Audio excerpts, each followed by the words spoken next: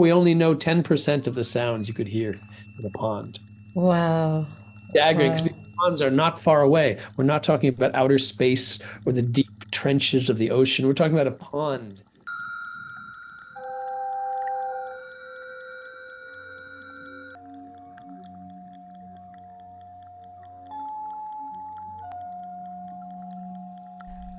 Hi, everybody. This is Victoria Vesna, and you're listening to Vibrations Matter.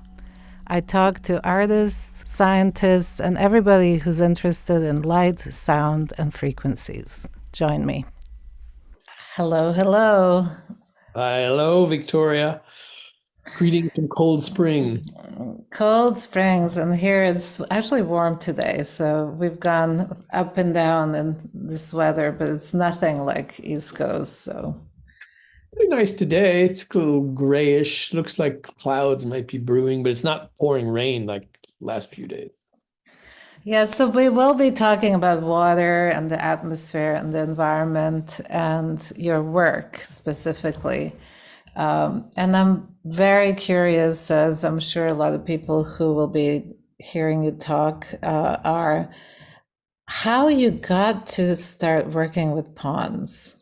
Where did that start from, and how far back did you have these fascinations, or did it suddenly Well, it appear? starts with my music nature fascination. Like as a kid, when my parents moved us when I was 6 from New York City to Connecticut, and I was kind of shy. I would wander around the woods, talking to myself and listening, making up stories about the paths and the trails and the islands and the little river.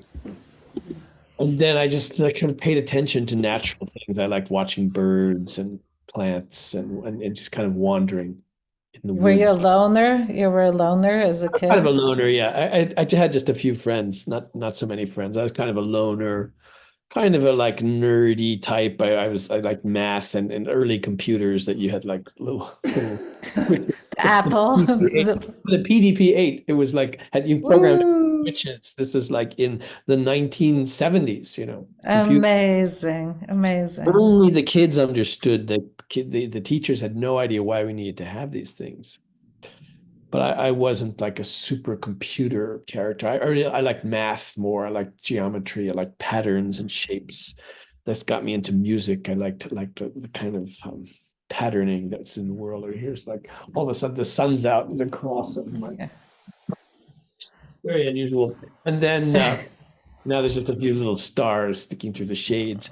And so then I got more interested in jazz. I played clarinet and saxophone. And there was a jazz musician in Connecticut named Paul Winter, and he was making music with wolves and I whales. remember Paul Winter. Oh my God, it's been like so long, but you're bringing back this whole childhood of Paul Winter with the whales. Exactly. So far away. And then it turned out a guy who played in his band was teaching cello at the Westport School of Music, where I was a student. And both of us got thrown out. We were disobedient.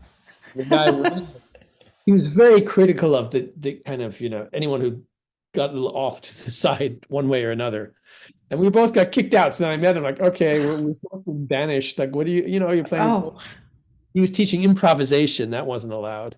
And I was like snickering too much at the boss, like being a little. That was, so we started to play together, got to know each other. And then I met Paul at the Pete Seeger's Festival in Croton when I was like 16 or 17. It's like, oh, you can play music with animals. And so I got interested in birds and music and went on some bird watching summer research project when I was 17, but I didn't do so much with it for many years until I then met a similar character on the same age, R. Murray Schafer, the uh-huh. composer. He's like Wow.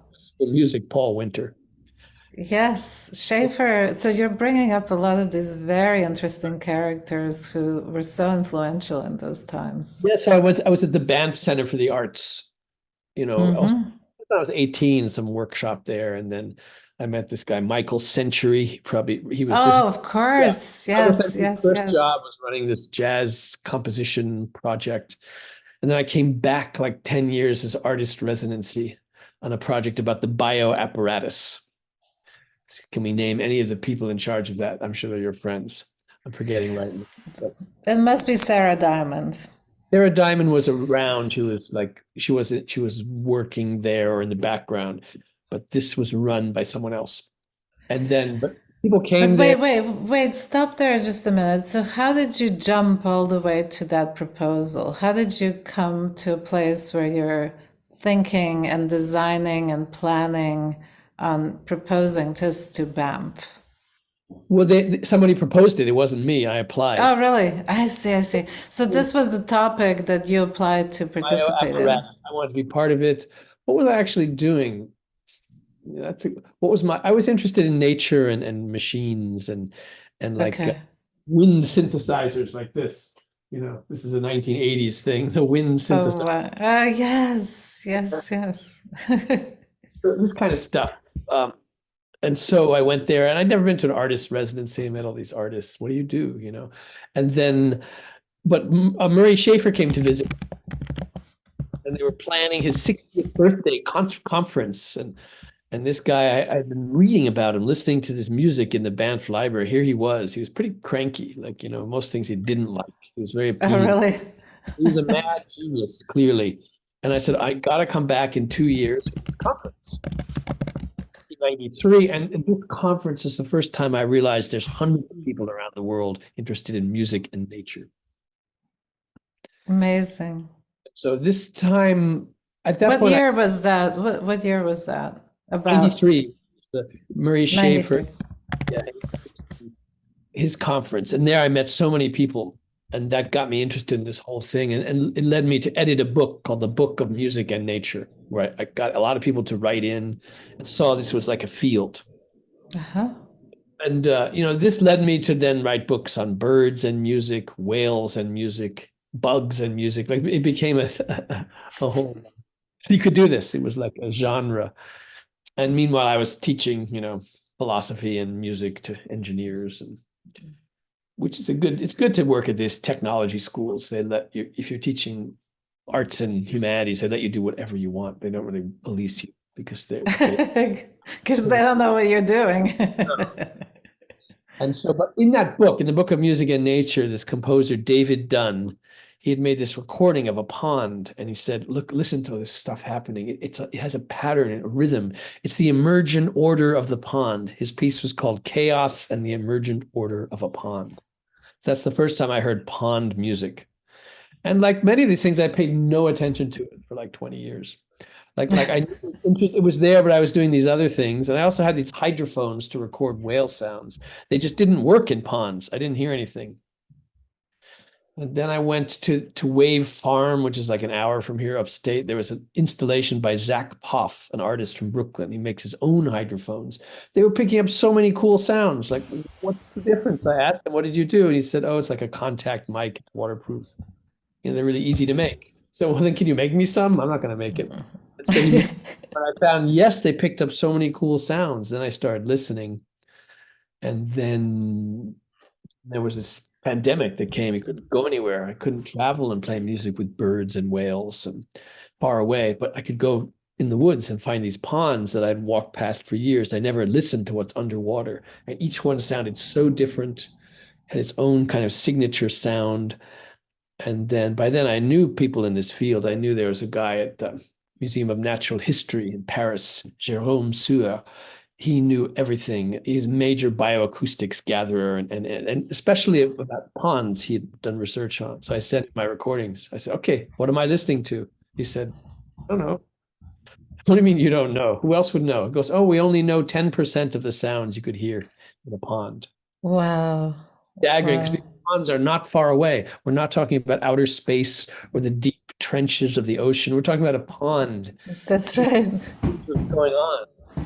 That got me very excited, not to find out what was going on, but to kind of investigate why it is we don't know, and yet it's right here. Yes. That set me on this journey to write this book and play music with these sounds and take these sounds musically serious and think like, oh, this is a musical thing. And that's been this journey I've been on for a few years. And the book just came out. It's not a very long book. It's kind of slim, kind of thin, kind of bigger than some. It's in color. All these nice things. But it's amazing how long it took to do this. why, uh, So it's break down the book for us a little bit, what you it cover, comes out of because the pandemic, and it comes out about me trying to break away from the constraints of books that can clearly be one thing or another. Like you look at the Book of Music and Nature was a collection of writings by people interested in music and nature, like an anthology. And then I wrote Why Birds Sing. That's like kind of like a science book. What are scientists doing? What do musicians say? Very straightforward. Gee whiz, look what's out there. I talked to these people. Let me tell you what they said. And then as the books went on, they got more personal and kind of more amorphous and kind of pushing towards the sense like we don't really know, delving into that. The structure of this book got to be more open-ended, and the idea you're listening to, discovering, investigating that is not known, and you're not going to really find out what it is, but you're with it. It made me think of the book about Robert Irwin. He's age 95. There's a book about him called "Seeing is Forgetting the Name of the Thing One Sees." So beautiful. Yeah, yeah. Lawrence Wexler, who's been a big inspiration to me as well, because he put on all these cool events in New York Institute. He puts together things you wouldn't imagine would go together. It influenced me a lot. And so the book goes through these pond music experiences. And I'd done many books about music with music. So the first ones had CDs in them, because you would hear the music on the CDs. They'd be attached to the book in different ways. Right, right. It's really Nobody cool. has CDs anymore. CDs. And then so what do you do now? And people put music online. There's little codes, but interesting. In the last few years, there's been the rise of QR codes, Yes. and that you can hold up your phone and connect to these things. And I got interested in, like, you can design these QR codes. Everyone, they're not like standard. They can all be. They're all actually designable. You can customize them, and why, how, what part actually works. You're sort of playing with shapes. And so I designed all those codes to have a certain look. And but the idea is that you hold up your phone, it'll play the sound I'm talking about. Or if you think that's annoying, you just go to the end. There's a link that has them all on a web page. But I put this out, then I asked, how about a CD? Does anyone want a CD? A lot of people wanted the CD, so I just made one. Is that right? I'm surprised you didn't go for an LP. They're so expensive to make. And I say, That's kind of Oh, nice. one bug is here. Wonderful. Debug and then a whole bunch of them. And so, but it's kind of fun and nice to have this thing, but an LP is just expensive to make. So I'd have to have more guarantees that people want them. And they're shorter. Already the CD is shorter than the online music, because pond music has no beginning or end. It's just there. So and it turned out that people actually like these sounds. They have like an ASMR quality. They sort of Yes. and then I started pushing that, like, let's resonate it so it's more tingly, and delve into what not like turning it into anything, because you can turn a sound from one thing into anything else, but kind of learn from what it is and get a different sense. So then it kind of led me, each of these projects has led me musically in different directions. Like, I wasn't so sure that birds sounds were music when I started, but you start to listen to them, you realize if you then you hear a lot of different stuff than if you think it's language. If you think it's language, you want to translate it. What does it mean? What does it mean? But then you realize it's so much like music. The same things are repeated over and over again, like that's not a real bird, but it could be over and over and over again. Okay, if you had a message, wouldn't the message be across by now? It's more like a song. You can hear, like, you hear the same song, over and over and over again. You keep wanting to hear it. Like, song works on you a different way than language. You want to internalize its repetitive presence, and it stands for something, communicates a whole different way. And it fascinated me that the world of animals could be communicating in this way. It's actually more likely the sounds of animals are closer to music than language. Nice. That we associate with language, but we don't know what human music means. Like, why do we want to hear all these patterns all the time? What's it for? Now we have like streaming services telling you this music is for working out, this is for sleeping. for relaxing, but it's actually not for any of those things. It just is. It has this value to us that's very hard to explain away. And so something is music if someone tells you it is. That's my definition, you know. Consider this as music. Listen to it as music in itself. Listen to it as it is, not for what it's supposed to mean. And then all kinds of sound can be music, you know. It's also a John Cage-like idea. Just listen to this. Yes. Not So it's listen. very, very, I actually thought of John Cage as soon as you said that, of course, because he brought in this Buddhistic idea of everything is sound around you, and also the complexity of sounds. It's not just one directional sound. This is what's actually fascinating about any kind of underwater experimentation, because it really is very, very complex, what's going on. There's so many different layers to the sounds. I'm wondering how you work with it when you actually are playing an instrument that is musical rather than patterns and sounds, or even trying to communicate in a similar way. You're actually bringing in the human idea of music into the pond to see the response.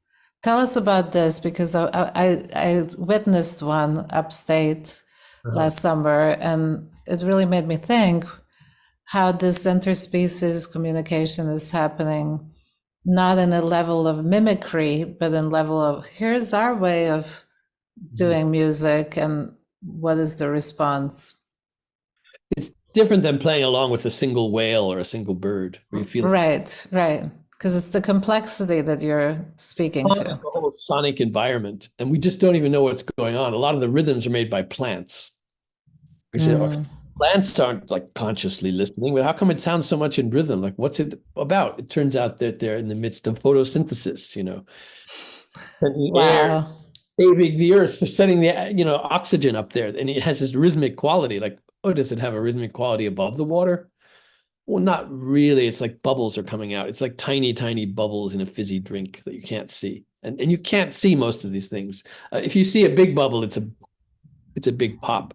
It's the tiny ones you can't see, but you hear them, and they're regular. And then you have creatures making little things that sometimes blur in with the plants, and there a lot of those sounds are like cricket, like insect communication, like a lot of some species. I don't know what percentage.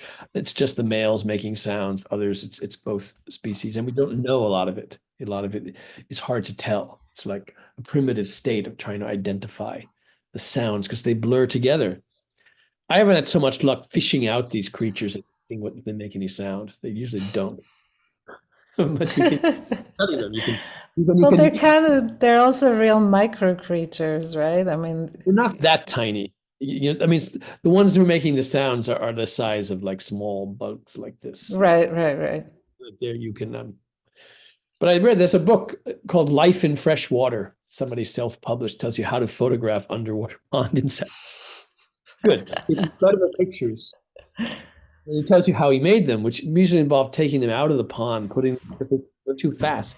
Put them in a small bowl, put some plants, and let them simmer down. After 20 minutes, they stop moving. Absolutely. Oh, interesting. So Make it kind of a mini aquarium. exactly, and then that's sort of a technique. And this was again for photographing them, not for to listening to them. You just listen, you wait. You have to wait. Maybe nothing happens. Maybe you wait an hour. Maybe something happens right away. And then I like to interact with these environments. So I would play, different kind of instruments. First, I took the recordings home and listened to them and just tweaked them a little bit, take out some noise. Sometimes would change the pitch so it's more like lower until I heard something that grabbed me, but I wouldn't want to change it too much.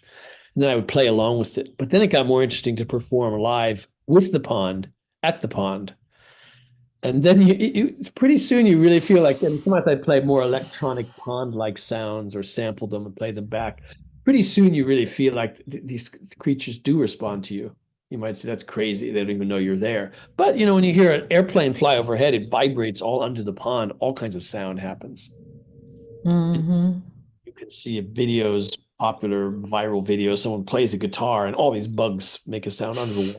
Like they feel they're responding to simple things. They do respond to sound. And I went out with a journalist from a local newspaper last month, and it's the middle of winter, and we went to check this pond behind my house, and nobody who was there wouldn't think that I'd play a sound and we'd hear something underwater back. Like, what?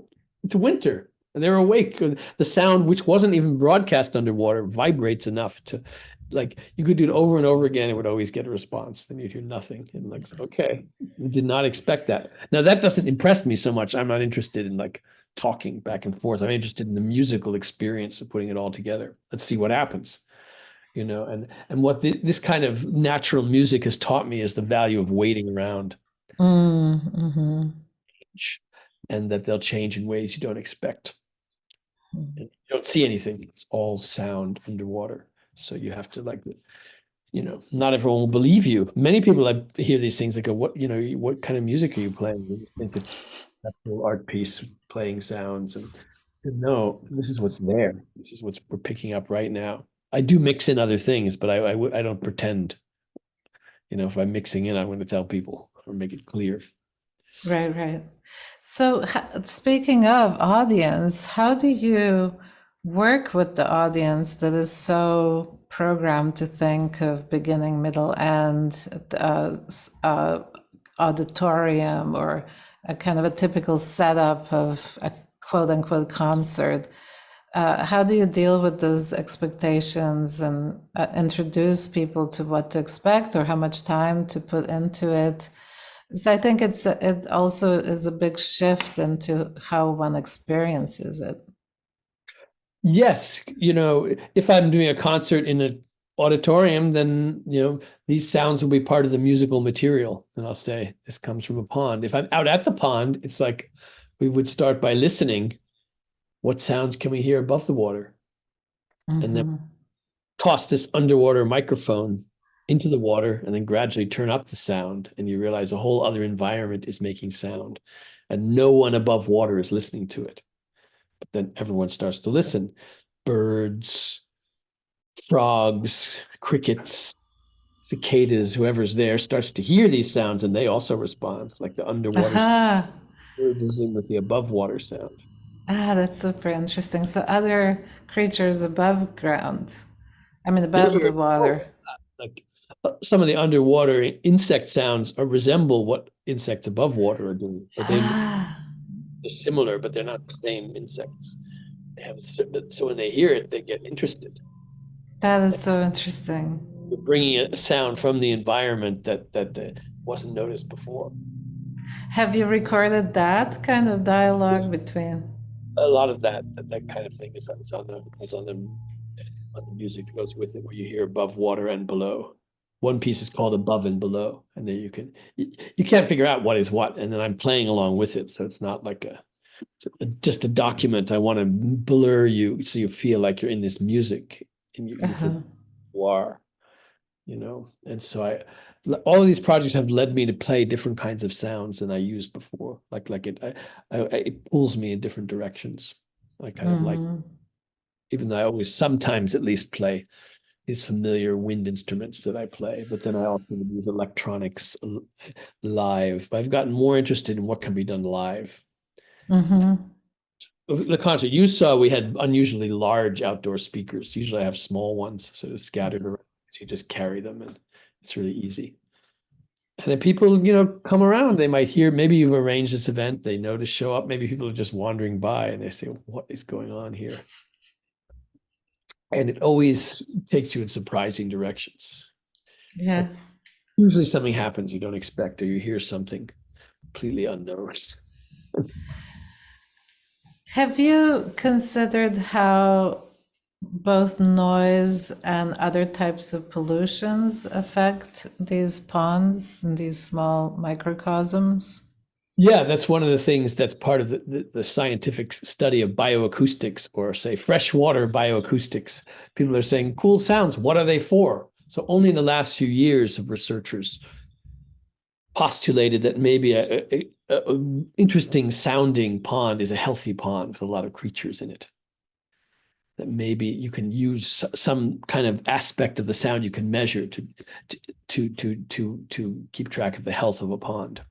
Ah, interesting. They're Who's trying, doing that? different bioacoustics scientists around the world, they're trying to they come up Hmm. with disease like acoustic complexity index is one. Another is like different acoustic indices. We can turn the situation into a number. And then, of course, if you're interested in the music, we're not so interested in those numbers. We're interested in how to make sense of what we hear. And what's fascinating is certain ponds are always interesting any time of year, and other ones you just don't hear much. I'm starting to notice more consistency. Like in a place, like the ponds have these kinds of signatures that others have noticed this too, but it's starting to be more apparent that it's really there. And So, have you listened to a polluted pond?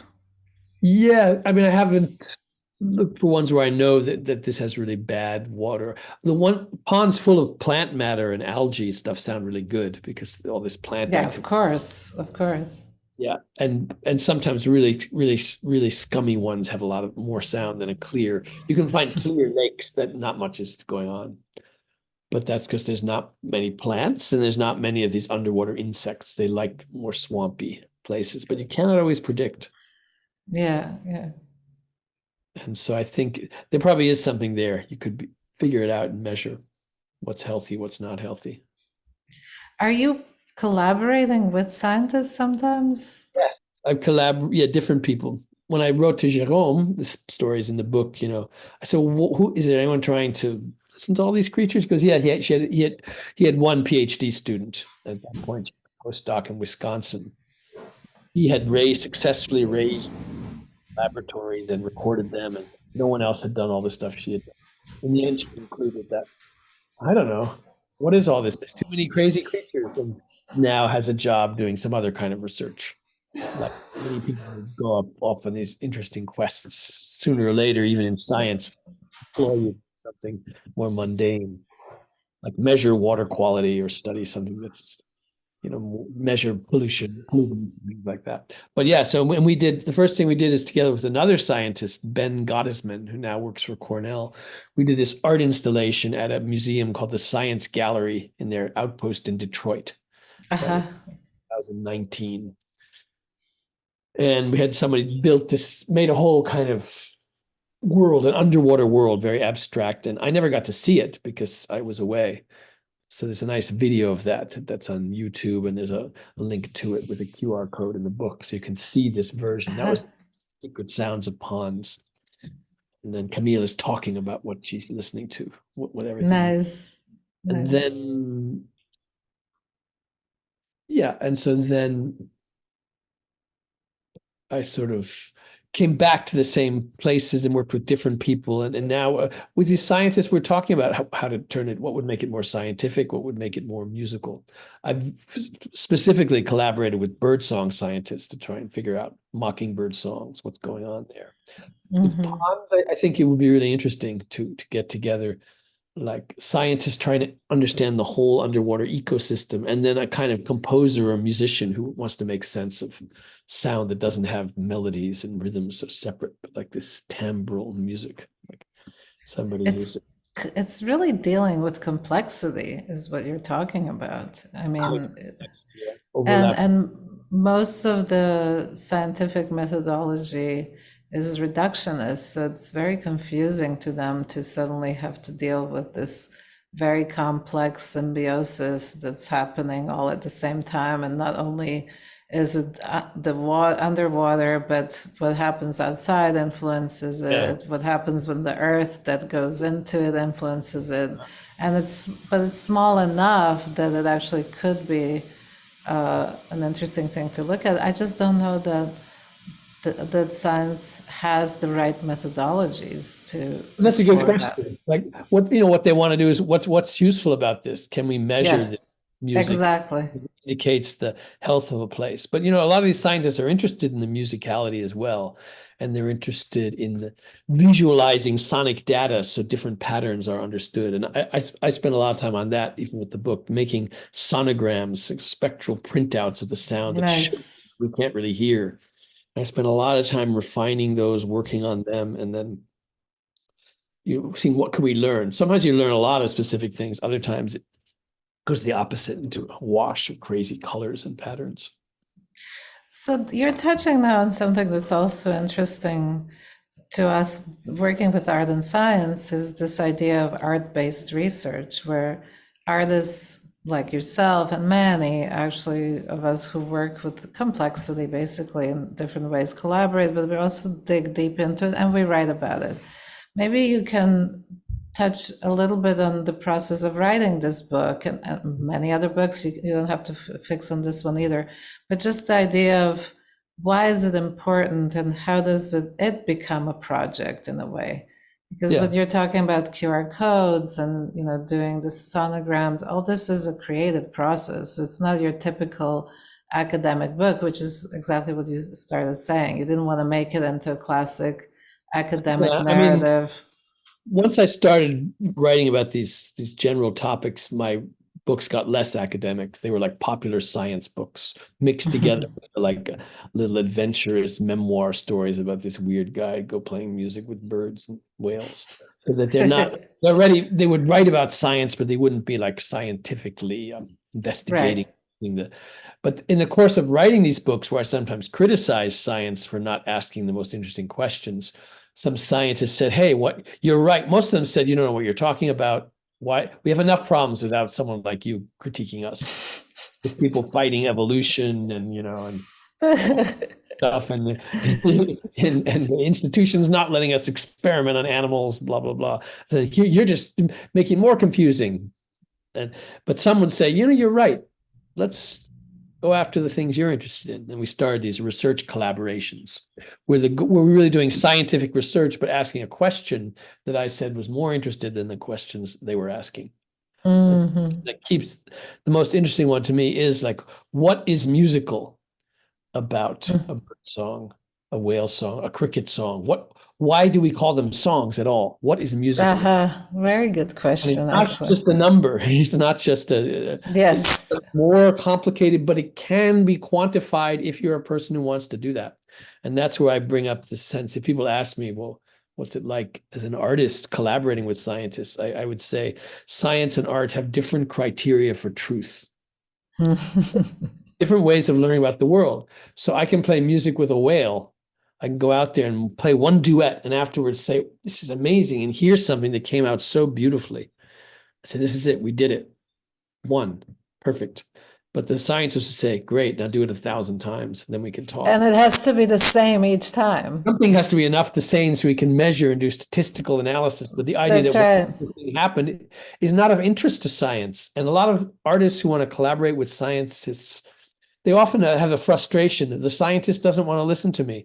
They weren't impressed by what I did. I said, because they have real specific rules as to what is a valid thing to say, because it's so carefully reviewed. And because of that, science does get something from that. It gets some sense of, trust in the arguments. You don't trust an artist for the same reason. You trust them for bringing this beautiful experience that could have happened once, and they're showing it to you. So I say they just have different criteria for what counts. And if you're going back and forth, you have to sort of be aware of that. But you also mentioned a different term, arts-based research, or what in Europe is called artistic research, which there's something that I don't understand as well. Like, where does it art becoming artistic research? And I understand what research is outside of science, because I had spent years getting a PhD in philosophy. I know what philosophers think is research. It is not what scientists think is research. And I know what anthropologists think is research. It's different than what philosophers do. But I'm not sure what artists count as research. And I think that term sometimes gets a bit problematic, because I don't know exactly what the discipline of artistic research is. Like, if an artist decides to read 12 books about animal communication, is that artistic research, or do they have to read it a certain way? following the rules of this discipline. Because the sociologist reads those books one way, a historian another way. They have these disciplinary things, and you might say like, oh, that's old-fashioned thinking, gets in the way of real understanding, which might be true. But still, they have these ideas of what constitutes the field, what kinds of things they think are valid. I I wonder guess what you that's what makes it interesting that there is no rule, and it's Right. really almost on per case basis where you just decide, wow, this was really deep research that crossed disciplines, and it involves books and readings and talkings and looking at every angle, technological, whatever, before coming up with the experience, which actually distills all of the above to make it into something. But there is no specific path. And this is Right. why it gets difficult to even make it into, like, Sure. what is it? Right. And what actually is the strength of it in many ways, that you cannot define it. I think as soon as it gets defined, it'll be done. It's Yeah, dead. there's that side. You can't explain it away. Exactly, exactly. But And something that shows that it wasn't just like, oh, I was inspired by birds and I did this project. It's right, like, it's yeah, that makes sense. no, I was walking and I heard this wonderful bird song and I did this composition. That Uh-huh. wouldn't, in my opinion, that wouldn't be art-based research. But something like what you're talking about would, because you're actually digging deeper, wanting to find out more, the mechanics, who does it, why. You're asking all these questions that cross different disciplines, and then come into a place where it's about experience that you share with the audience. And if they really get it in a deep way, then you can Mhm. spread that wide because you're coming from different angles. You're not just coming from aesthetic gallery angle, for instance, or musical performance auditorium layer. So Mhm. I guess the last question that's logical here is, how do you feel about, in a way, not fitting in into any one of these spaces that are established, but it's a kind of you could fit in anywhere, but there's no particular, like, you're not a gallery artist, you're not a concert performer, you're not a technician, you're not, it's like, and you are all of that, and you can flow in and out of these worlds. Well, I always liked the Groucho Marx line that I first heard quoted by Woody Allen, like, I never wanted to be in a club that would have someone like me for a member. There would be a lot of Davids. Right. Like, no one, they don't really want me. I don't fit in. Like the scientists say, oh, he's a musician, and the musicians say, oh, he's a scientist. And Yeah, I have the same problem. That's why I'm asking, because yeah, no, I I actually, liked and it. It's a strategy, and it's a strategy, of course, you find in the natural world too. Some creature yes, like a lyrebird. Like a lyrebird is like the greatest singing bird in the world, but he doesn't have the biology of a songbird. He's more like a chicken. There's no good reason a lyrebird should be able to do this. And then he has a tail like a pheasant. Nothing about biology says the lyrebird can sing the way he can. He's not supposed to. He doesn't fit in. Nothing about what he does. And mockingbirds imitate melodies and cool sounds. Lyrebirds imitate noises. The noisy sounds around them, and they turn them into this precise composition of, like, it's so off. They just don't fit in. Or they think like you should mate in the winter, but nobody's singing, so they make all the songs to set the mood, like imitating things nobody else is doing. It's the wrong time of year. And everything about it just goes on. The more you learn about them, the more off this creature is. And so I guess I don't feel like I'm so off. One thing is that I actually like music that sounds interesting, and it's somehow accessible. Like not super accessible maybe, but you can find your way into it. It's not as yes, experimental as what some people who do the kinds of things I do. Or the same way it's not as like expected and new agey or ambient as other people. It somehow has its own thing. Like I don't know why. I wouldn't say it's better or worse, but it has what I like about doing these things is the logic comes up. There's a kind of thing that I choose. I spent time with John Cage, who said you should free yourself from your likes and dislikes. Get rid of all that. But I sat down with him when he was editing these texts that he generated randomly. He'd say, "No, no, I don't like this." What? Well, chance operations is one thing, but the final result, it's a tool. So that's when I realized he was deeply into his likes and dislikes. He would just Aha, interesting. So he's not following his own recommendation. it's a device. It's like you start with, you put some chance in there, some a bit of the unknown, but your personality comes through. Like I've always liked improvised music, but to sort of at the edge of jazz and other disciplines where there's a side where all that improvised music can count as jazz because jazz is so open to different kinds of music, at least for certain decades. Yes. Yes. Recently, some people try and make it more conservative and such, but traditionally it could embrace Indian music and take something from gamelan music or wolf howls, and it was ready to do that, whereas other genres might have more rules. But others would disagree and say, come on, classical music is all about composers showing up and breaking the rules as well. But they also wrote it all down. They didn't like providing instructions for ensembles that we didn't know what would happen. So speaking of instructions, get back to Cage just for a minute. How did you meet him, and what was the relationship there? Yeah, I think I met him. I was an undergraduate at Harvard and studied with Ivan Cherepnin, composer who was kind of interested in unusual things, like on the fringes of what you were supposed to be doing. And then that's where I learned about all these people, and we were reading Silence. I think I went to college. Guy, he didn't fit in. He says like he went to study architecture, and there really was a famous architect and theorist called Goldfinger. And Goldfinger, yeah, you want to become an architect, you must live and breathe architecture. My father was an architect. He kind of was like that. Everything was architecture to him. Like, okay, that's what some people would say. And Cage said, no, guess I couldn't do that. He studied with Schoenberg, who said, you must have an innate feeling for harmony to be a composer. This is Schoenberg, who got rid of all harmony. He still feeling, It's okay. So I guess I couldn't do that. I don't have a feeling for that stuff. Everyone was telling him you have to do this to become this. And so he drifted in between and thereby showed, the world you didn't have to do what these experts said you needed to. You could do it your own way, a little bit of that.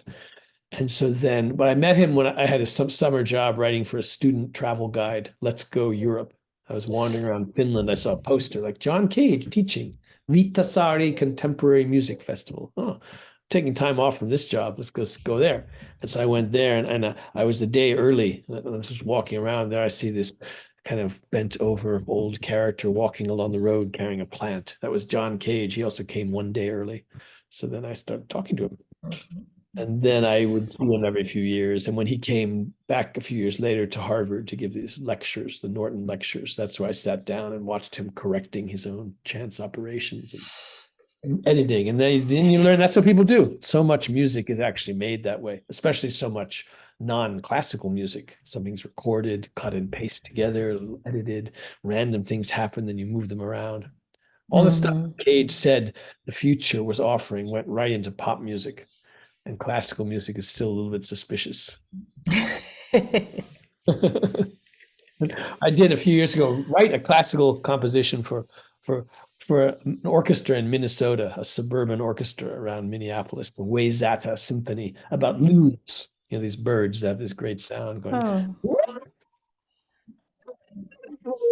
Which I first heard summer camp in Vermont. I was a teenager. You see how these things are cyclical. It's amazing. Yeah, right. They keep coming back to haunt us. And so I was thinking about John Cage. I said, how could you write all these notes down about loons?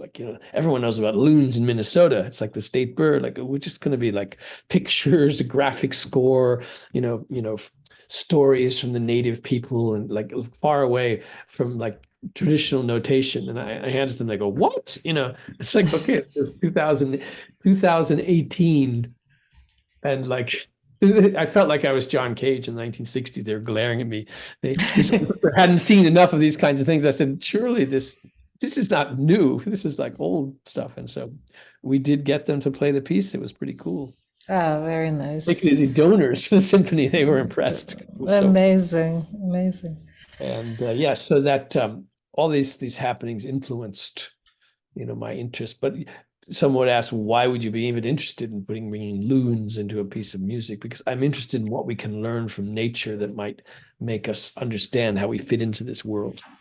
Like, Very nice. and So so what's next, David? What are you cooking up? What are you thinking I'm going about? traveling around doing a lot of, the events related to all these happenings, more bird events. I wrote a book about nightingales in Berlin. And so I Mhm. traveled around Germany a lot playing with that. This book is coming out in French this spring. Even though it was Berlin. The title is Une rossignol dans la vie, just one, rather than Uh-huh. rossignol, plural. I don't know what they're thinking. So there's just one nightingale, a nightingale in the city. You don't say Berlin if you're in France, nobody cares. Yeah, So I was gonna say even in it's Germany, they called it Stadt der Nachtigallen. They said Berlin is not cool in German, only in English. Mention Berlin the other way. And so I look forward to going there and doing like a French version of this whole story. that's So very cool. usually people, see where it leads. I'm also doing things with humans. Like What are you doing with humans? last summer I went to there's a guy named Christopher King, an American. He wrote a book called Lament from Epirus. He's a like folklorist and musical archivist. He takes old 78s and remasters them so we can hear Oh them. wow. He's Wow. convinced that these oldest recordings are the best. It's all downhill when stereo was invented, digital, and he's good friends with R. Crumb, the cartoonist, who believes the same thing, has written a lot about it. He does all the covers for Chris's albums. But Chris heard some music in Istanbul in a record shop that changed his life, that just grabbed him. It was like this ancient Balkan Greek primal dance Wow. music. And he said, where does this come from? I want to move there. So he moved to this area in Greece, Epirus, near the Amazing. Albanian border. And they had a big festival there last year. I went to of all this music. And there I met these Albanian farmers. They crossed the border. They were like herding sheep and goats, and they had this amazing band. No, they never performed anywhere out of Albania or out of the villages where they were known as a traveling band of farmers. And I played with them a few times late at Oh night. wow. Well, that's an I feel like experience. I can't play these guys. I don't know the music. Like they don't care. It's not what it's about. Music is in life. You just do it. Play what you know. Yeah. You put things out there. They're not guardians of some special tradition. And so this summer I thought I'm going to go to Albania and like play some more music with these guys and record. Oh, amazing. Very cool. Well, we are animals too, right? In the end. And Yeah, we a learned lot so of what you're, yeah, and a lot of what you're doing is really about returning us to remembering that. Yeah, and to be an animal by taking seriously what the animals are doing, like really, like I take it seriously. That's the one thing I'd say. Some people I feel like do this as a statement, like I'm going to play with the whale. Here I am playing music. Here's the whale. I've done it. I said, no, I actually take it seriously. Like you learn something. Your music's going to change.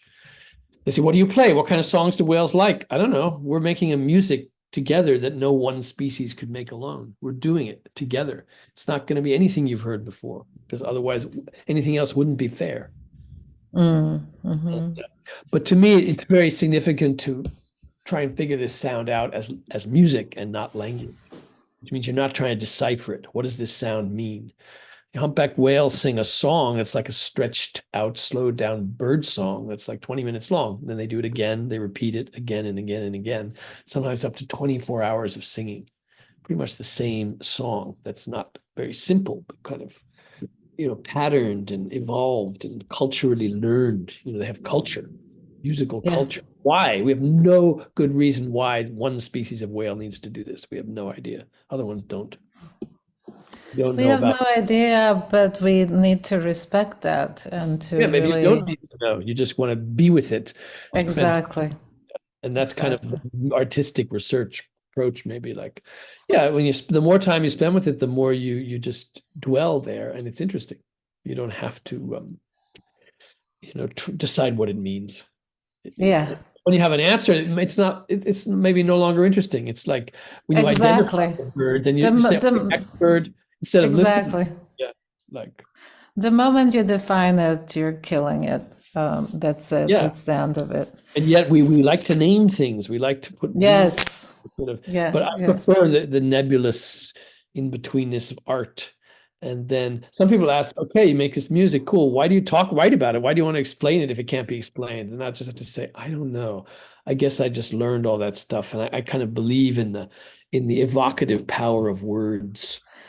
I So believe it too. And I think it's really important for artists to write about their yeah, process, the experience, and the research that goes into it because it's in fact, if conceptual artists didn't do that, we would have no idea what they were doing right, from the yeah. photographs and the few videos, as an example.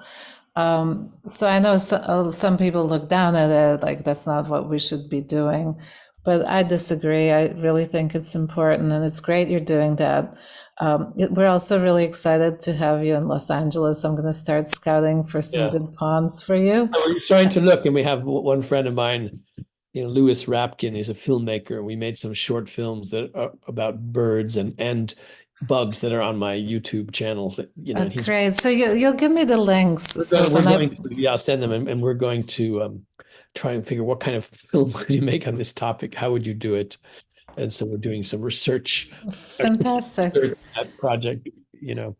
And you can do a kind of variation of East Coast, West Coast ponds, like how different Definitely, they yeah, are. right, yeah.